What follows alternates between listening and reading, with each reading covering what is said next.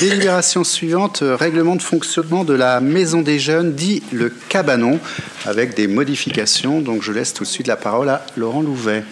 Oui, donc ce sont des modifications, parce que le dernier règlement date de janvier 2022 et il y avait un petit peu des trous, on va dire, dedans. Donc on en a parlé un peu plus longuement en commission.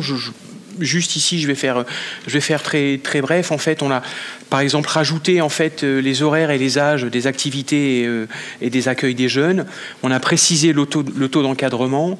On a mentionné donc, notre projet passerelle CM2 6e, enfin CM2 et donc pour les enfants oui, de l'âge d'être en 6e.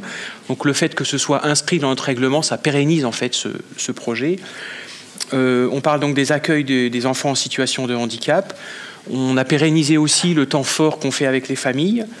On parle de notre tarification au taux d'effort, notre tarification solidaire qui s'applique bien évidemment aussi au cabanon. On mentionne les activités gratuites, puisqu'il y en a un certain nombre.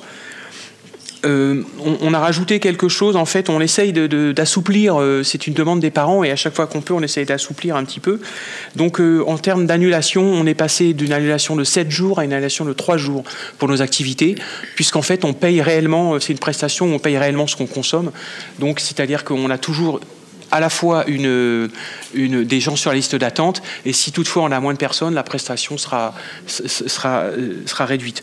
Donc on est passé à 3 jours, on essaye d'apporter de la souplesse quand c'est possible. Voilà.